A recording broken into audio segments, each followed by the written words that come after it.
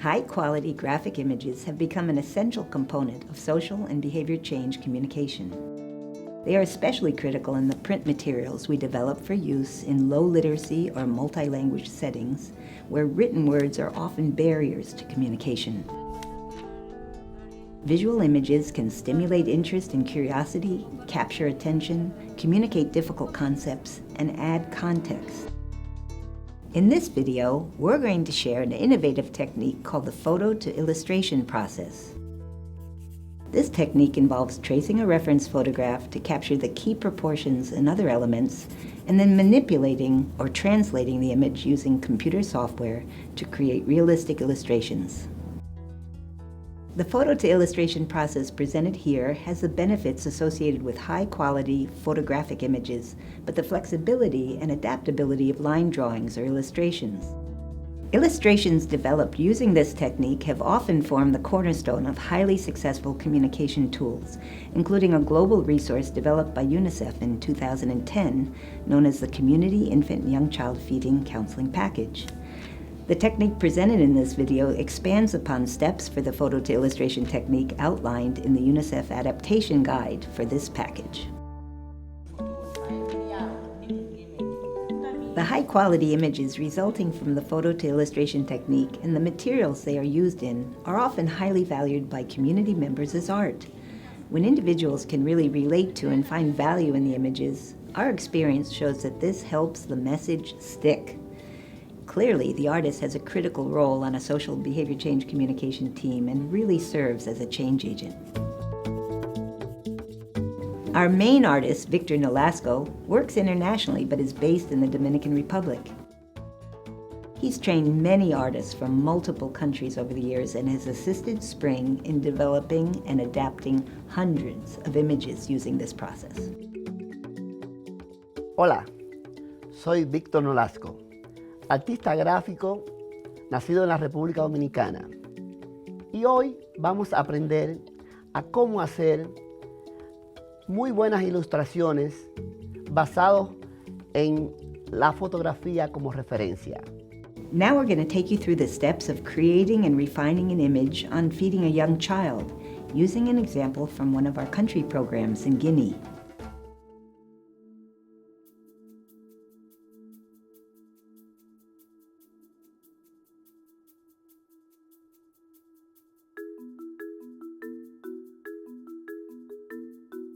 So, let's get started. With the photo-to-illustration process, we can create high-quality illustrations using one or more reference photographs. To begin the process, we need some good photos. A simple point-and-shoot or even a camera phone will work. When planning a shoot, the photographer should work with a content expert who can identify and recreate the look of your desired images. It is best to take photos in a bright area. Select the model that closely fits the culture and context for your image.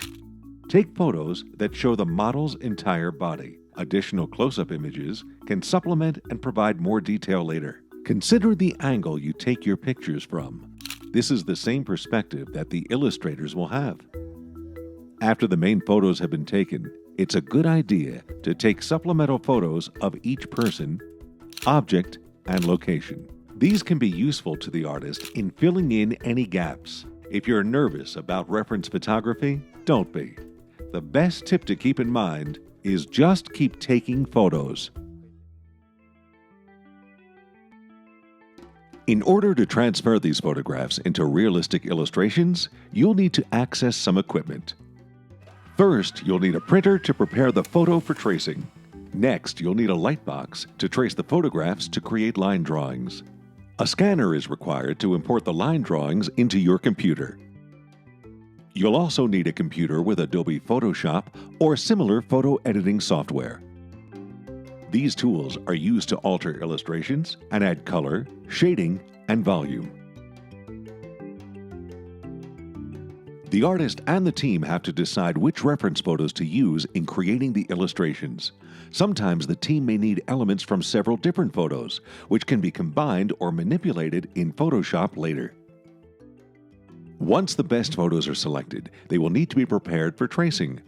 Crop out unimportant elements and use lasso or other smart selection tools to remove other unnecessary background elements. Some elements of the photo can be changed later in Photoshop. Here we are adjusting the angle of the baby's head to make a better illustration. You can also adjust the brightness and contrast to better highlight lines in the photo. Then resize the image for tracing. Larger images are better. Sometimes you may want to print a photo across 2 pages and combine the line drawings later in Photoshop. When possible, trace each person, object, or background element separately if there is time. This will make later modification or adaptation easier and faster.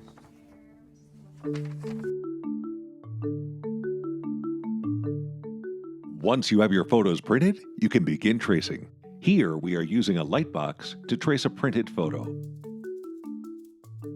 Many artists now use a digital drawing pad which creates the line drawing directly in Photoshop. If you don't have these technologies available, you can also hold a printed image up against a glass window to trace.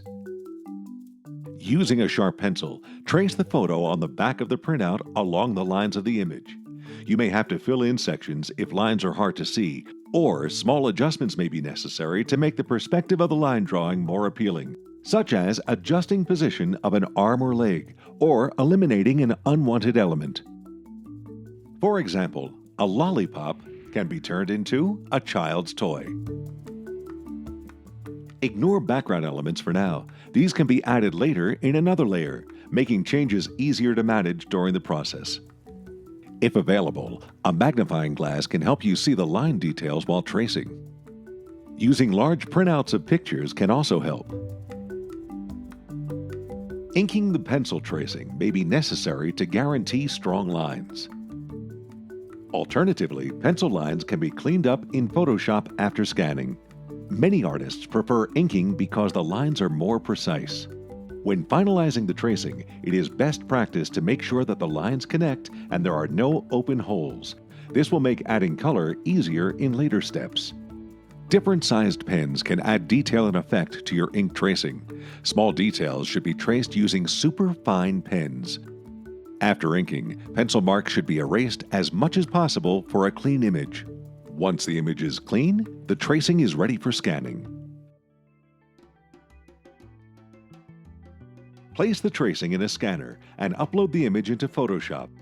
While scanning the tracing, be sure to select at least 300 dpi to ensure high quality. It is also best to use the color scan setting since it provides the most information and the scanned image can be manipulated more easily than a grayscale or black and white scan. In scanning a pencil tracing, the color scan can be converted to grayscale. In Photoshop, you may adjust levels to increase brightness and contrast to remove some of the unintentional or unnecessary markings and information. The lines of the tracing will need to be cleaned up as they will appear pixelated in a scan. Zoom in and use the eraser tool in Photoshop to ensure that the lines are in smooth surface. This can take some time, but will result in a very high-quality final result. Flip the image horizontally in Photoshop. You can compare the line drawing to the reference photo. Duplicate the line drawing layer and place it as the top layer. Now, using the magic wand or similar tool, select the white background area and delete it. The layer style should be set to multiply. This will help the overall quality of the illustration. Using the same tool, select areas to fill in with the color.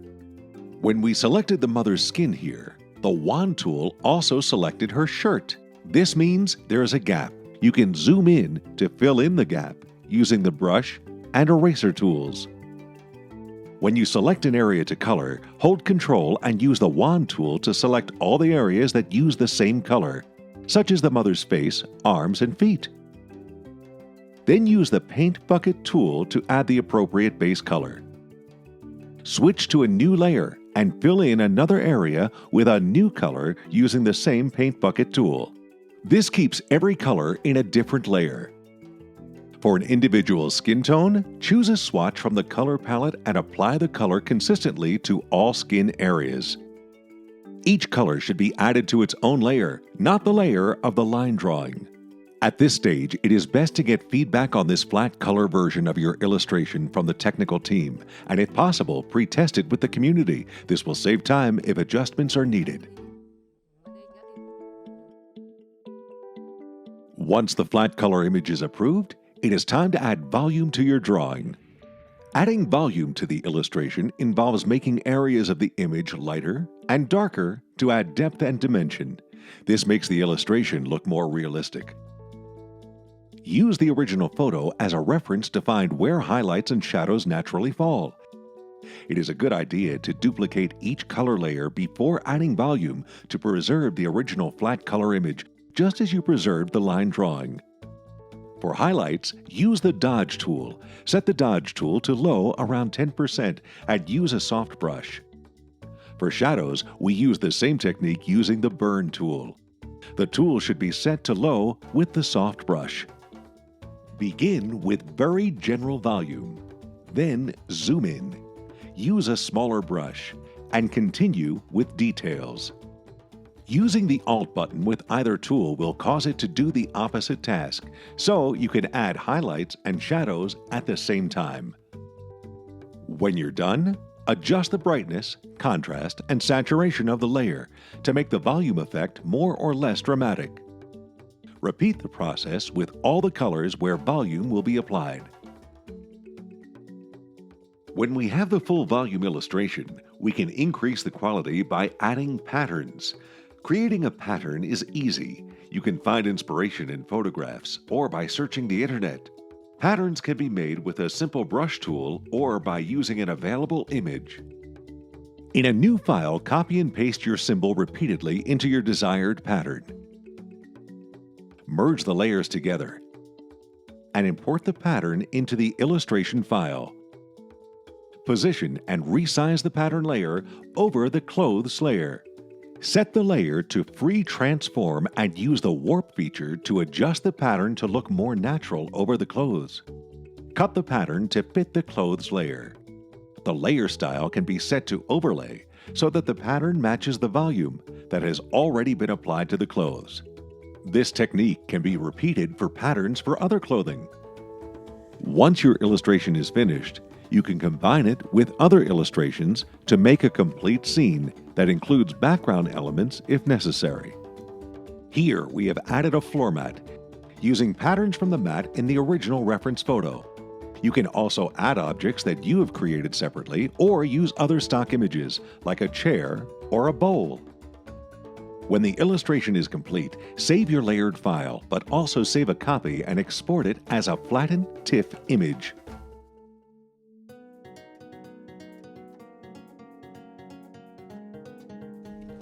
As with the development of any SBCC material, concept testing or pre-testing is critical to help ensure the comprehension and effectiveness of the image or material. Illustrations should be shared with the technical team and community members for feedback at some point in the process to identify necessary modifications, if any. For example, to promote hand washing in Sierra Leone, we developed a draft image of a woman smelling her clean hands. During pre-testing, people from the community interpreted the image as a woman praying and gave suggestions for improvement. A reference photo was taken and shared with the artist, and a new draft was created, tested, and approved. By using the same process, existing illustrations can be adapted or modified for a different cultural context. When images are created using this technique, further adjustments and adaptations can be made fairly quickly and cost-effectively. Spring is committed to producing high-quality visual materials for all of our programming. We've used this photo-to-illustration technique to create realistic and culturally appropriate images and want to make the process and the images more accessible to the global community. It's our hope that this video, along with complimentary resources and guides found on our website, will inspire both program planners and graphic artists to use this process in developing their own high-quality SBCC materials. Como los artistas sabemos, el arte siempre ha sido una importante fuerza, un importante elemento en el cambio social. Cuando hacemos una imagen que comunica poderosamente la intención, estamos colaborando en hacer un mundo mejor.